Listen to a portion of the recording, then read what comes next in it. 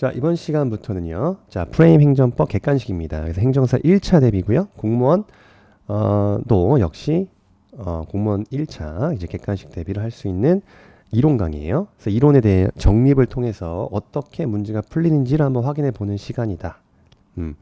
쇼터디 강좌의 특징은 굉장히 나올 것만 보는 거죠. 나올 것만. 그래서 행정법 총론 중심으로 보신다고 생각하시면 되겠습니다. 자, 행정사 시험 같은 경우에서도 행정법 총론에서 25문제 중에 약 20문제 정도가 나와요. 그래서 2문제 행정법 통론에서 나오고요. 행정작용법, 행정행위, 행정입법 등에서 6문제 정도 나오고, 행정절차와 행정절차법과 이제 정보공개에 관한 법률 등에서 5문제 정도가 나옵니다.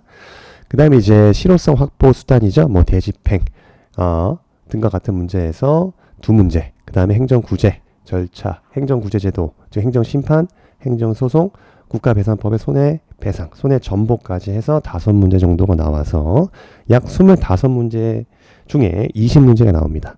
그 다음에 국가공무원법과 같은 행정조직법 등에서 4문제, 그 다음에 특별행정법, 특별행정작용법에서 1문제 정도가 나옵니다. 우리가 공부해야 될 거는 총론이고요. 특히 행정사 시험에서의 강론은 나올 파트가 정해져 있어요. 기출문제를 보시면 되고, 간단하게 이론을 정립하신 다음에 점차적으로 시험이 다가올수록 문제풀이에 집중을 하셔가지고 행정법을 통해서 소위 고득점으로 가시면 좋겠습니다. 그래서 행정사 시험 같은 경우는 지엽적인 문제가 나오는 것이 아니기 때문에 이론 중심으로 공부하셔야 됩니다. 이론 중심으로.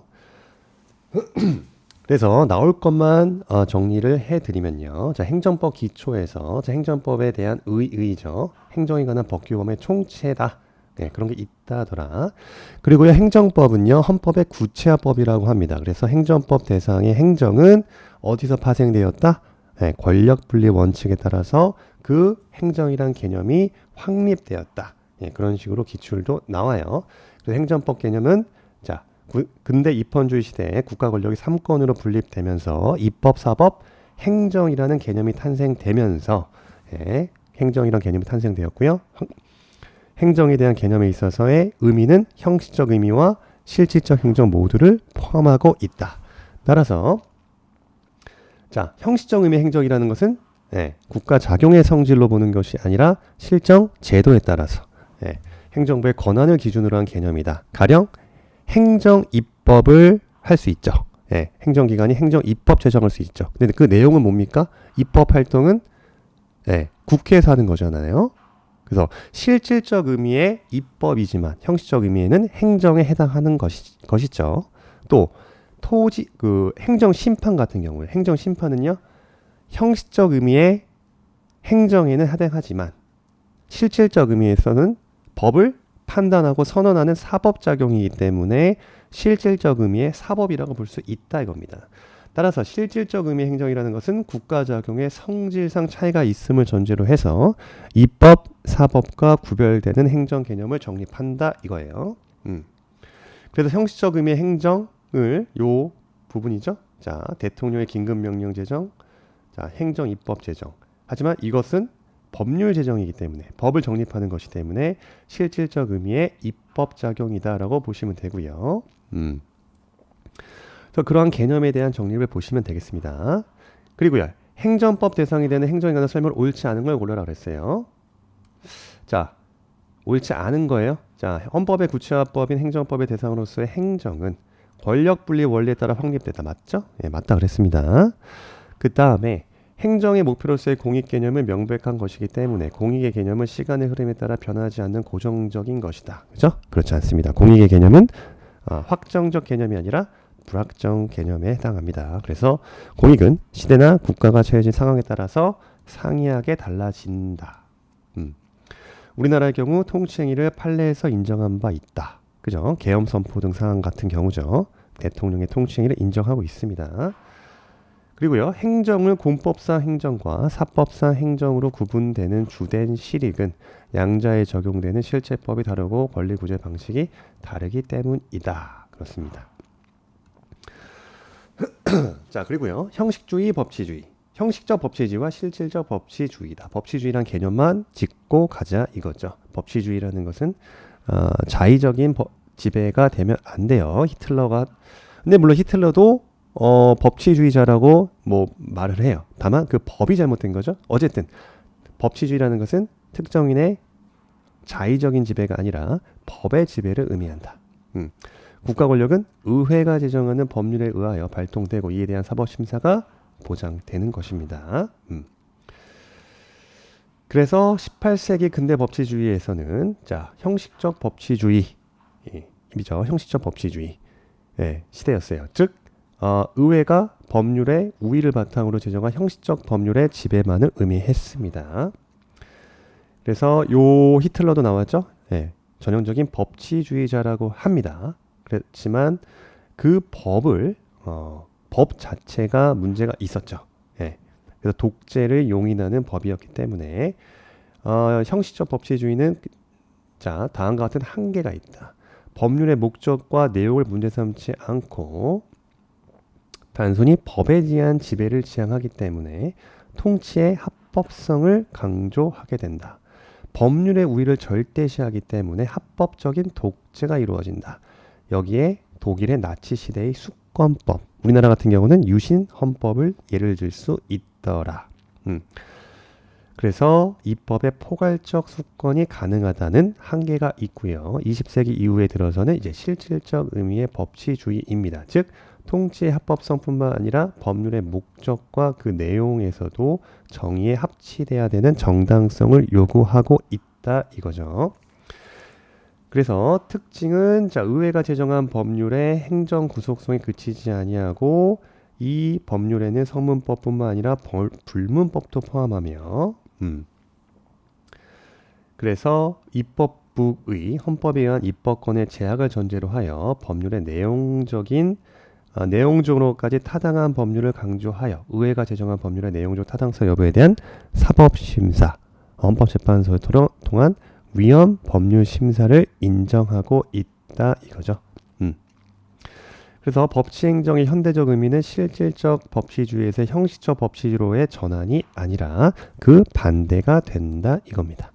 그리고요. 행정기본법이 이제 제정이 되면서 8조의 법치주의, 법치행정의 원칙을 규정하고 있습니다. 그래서 행정기본법 제8조를 보시면 행정작용은 법률에 위반되어서는 아니 된다. 그리고 국민의 권리를 제한하거나 의무를 부과하는 경우 그 밖에 국민 생활에 중요한 영향을 미치는 경우에는 어디에 근거를 해라? 법률에 근거해라 라고 규정되어 있습니다. 그래서 실질적 법치국가의 구현을 위해서 행정이 법률에 근거하고 법률에 적합하도록 행해져야 된다라는 법률에 의한 행정의 원리를 의미하고 있다. 자, 그래서 법규 창조력, 법률의 유보, 법률의 우위입니다. 법률의 유보에서의 법률에는요, 형식적 의미의 법률만을 의미하는 것이고 법률의 우위 같은 경우에 법률은 형식적 법률뿐만 아니라 뭐까지? 법규, 명령과 관습법을 포함하고 있다. 이 관련돼서 기출 지문이죠. 법률 유보 원칙에서의 법률은 형식적 의미의 법률만 의미하는 것이지 형식적 의미의 법률뿐만 아니라 불문법원으로서의 관습법과 판례를 포함한다 라고 보면 틀린 지문입니다. 그 다음에 법률 유보 원칙에 있어서 예산 같은 경우는요.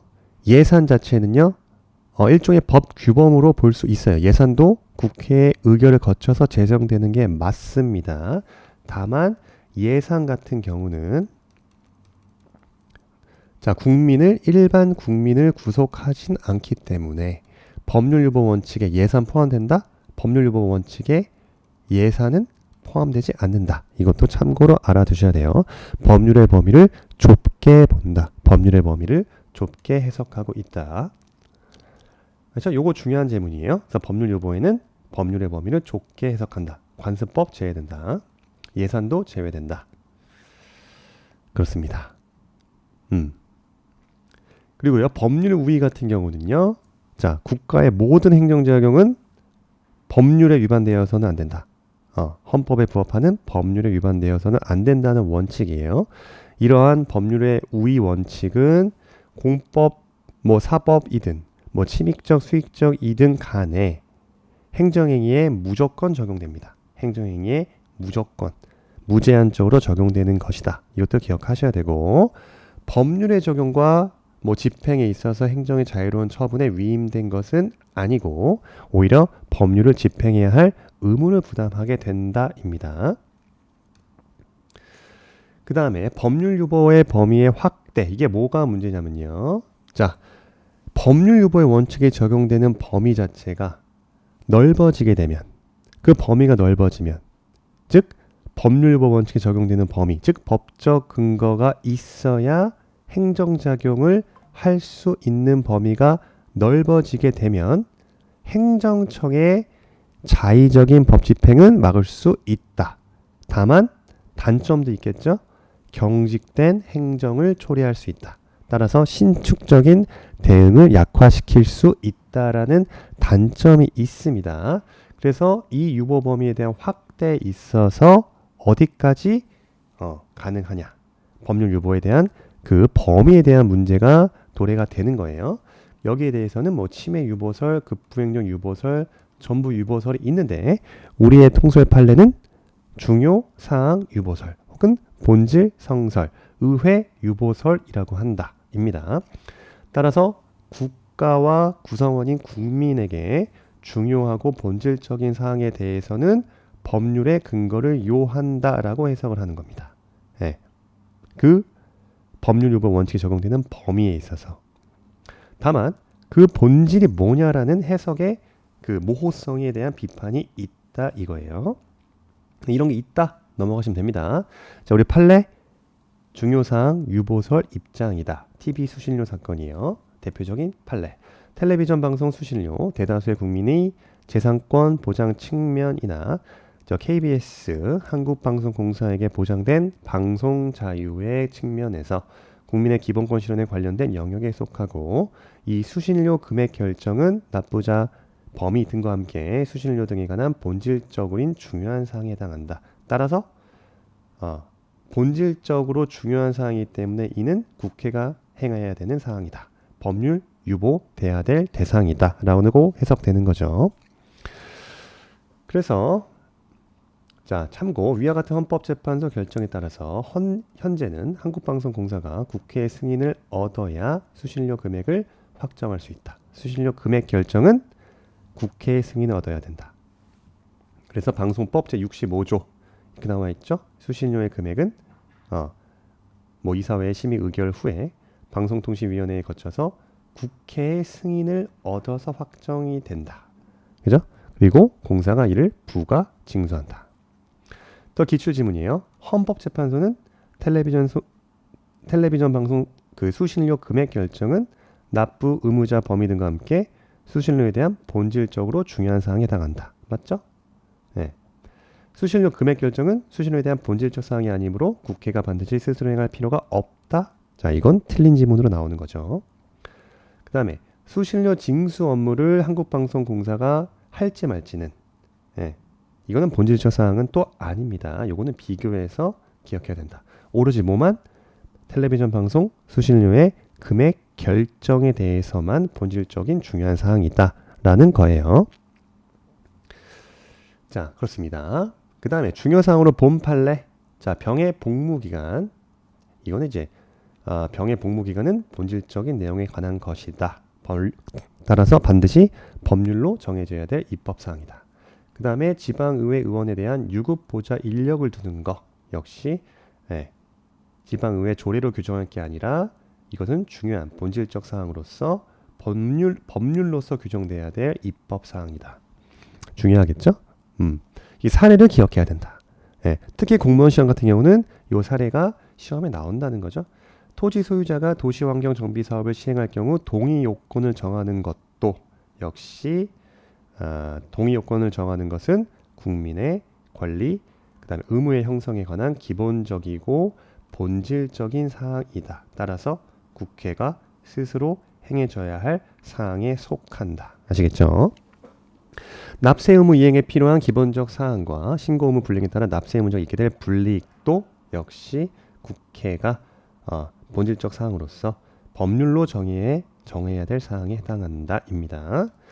자, 반면에 중요사항으로 보지 않는 판례도 있더라. 국가유공자단체 대의원 선출에 관한 판례. 즉 국가유공자단체 대의원 선출에 관한 사항은 각 단체의 구성, 운영에 관한 것으로서 국민의 권리와 의무의 형성에 관한 사항이나 국가 통치 작용과 그 통치 조직과 작용에 관한 기본적이고 본질적인 사항이다라고 볼 수 없더라. 아시겠죠?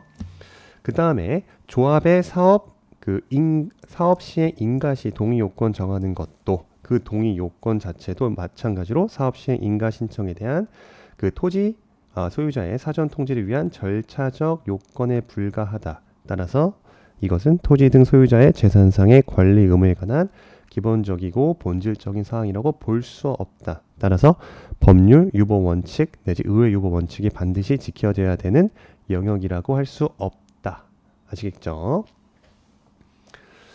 그래서 이제 판례 3과 판례 6 구별하자. 토지 소유자가 조합 설립을 하지 않고 직접 사업 시행 인가를 신청한 경우다. 판례 3 같은 경우는요.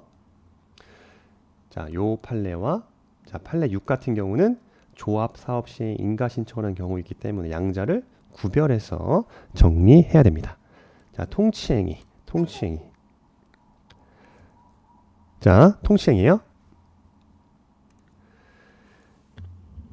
개념 봐야죠.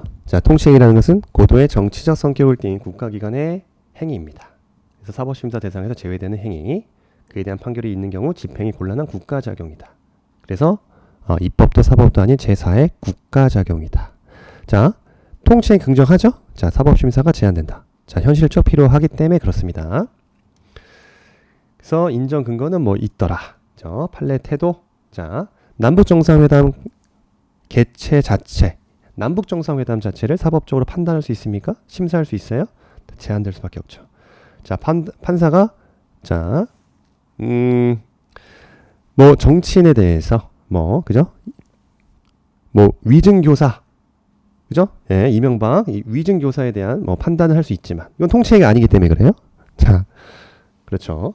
하지만 남북정상회담 개최 자체를 판사가 하지 마라. 이건 그죠? 예.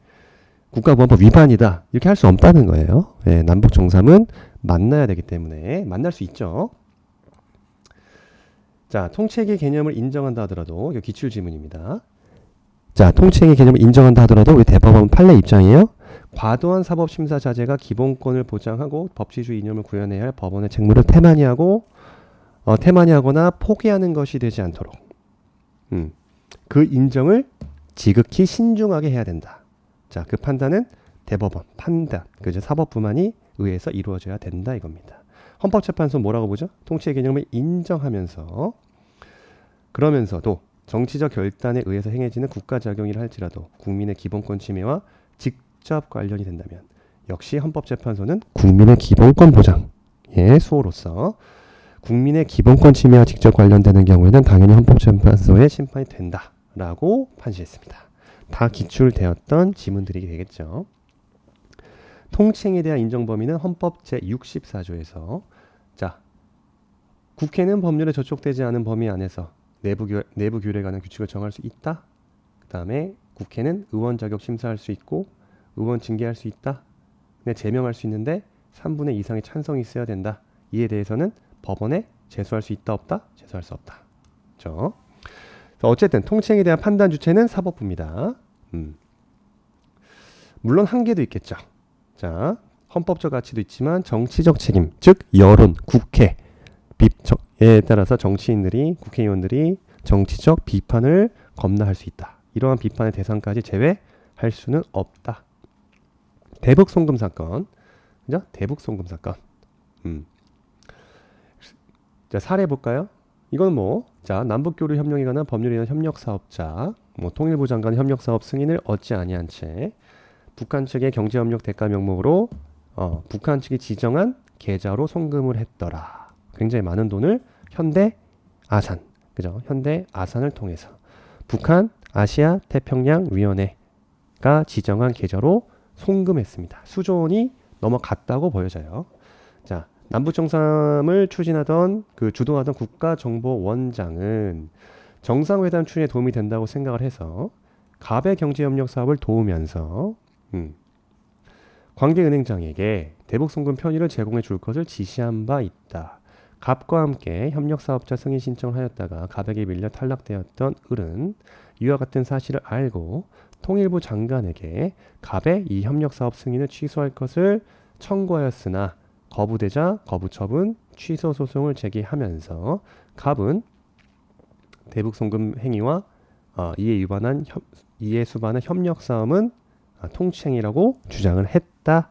자, 이에 대해서 우리 대법원 판단 입장은 통치행위 여부가 되는지에 대해서, 즉 남북 정상회담과 일련의 관계된 협력 사업을 통해서 그 정부 관계자의 도움을 받아 행한 것이 통치행위에 해당되는가에 대한 문제였습니다. 하지만 통치행위에 대한 판단 근거로서 뭐죠? 요거 보면 되겠죠? 남북 정상회담 개최는 통치행위나 이러한 협력 사업은 남북 정상회담 개최 그 자체가 아니고 설사 그 성사를 위해서 정부 기관의 도움을 받았다고 하더라도 이건 국정원의 도움을 받은 거죠. 자, 국가기관 행위가 아니라 이것은 사인의 행위에 불과하다. 도움은 받았지만 그냥 네가 한 거야. 그래서 자살했다 이거죠. 예, 안타까운 사건입니다.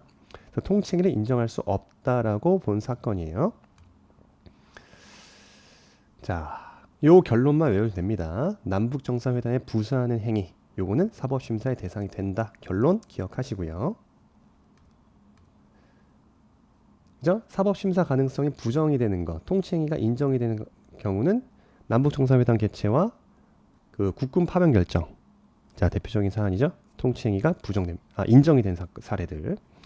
사법심사 가능성이 긍정된, 즉 통치행위가 부정된 사건들도 기억을 하자. 자, 남북 정상회담 개최 과정에서 이루어진 그 대북 송금 행위, 그죠? 이거는 사법심사 가능성이 긍정이 됩니다. 이것은 남북 정상회담 그 자체가 아닌 협력 사업에 지나지 않는다. 사법심사 대상이 되는 것이고, 국헌문란 목적으로 행해진 비상계엄 선포 행위도 자, 우리 그 자체 범죄 행위에 해당하는지 여부에 대해서 대법원이 심사할 수 있다. 비상계엄 선포 행위가 선포나 확대가 국헌문란의 목적 달성하기 위해서 행해진 경우, 이것은 법원이 판단할 수 있다.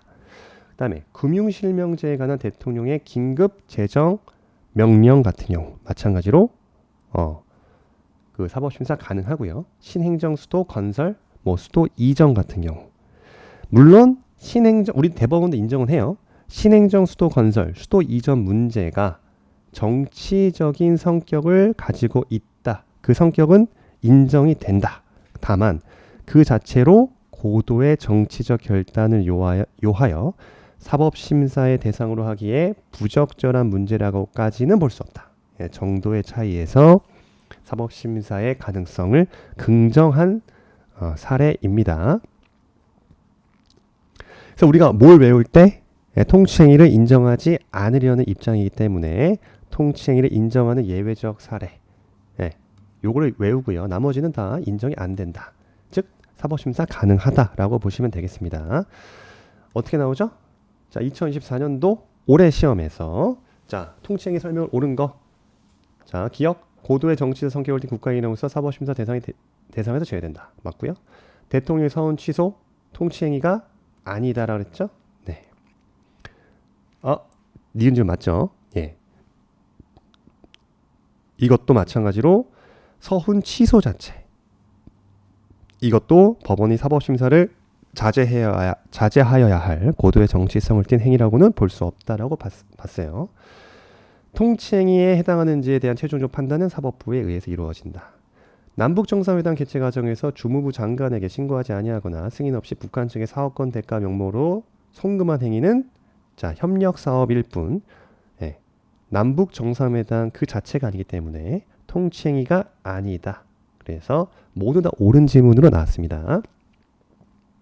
자, 첫 번째 시간 여기까지 하고요. 다음 시간부터 이제 법원 본격적으로 이어서 진행하도록 하겠습니다.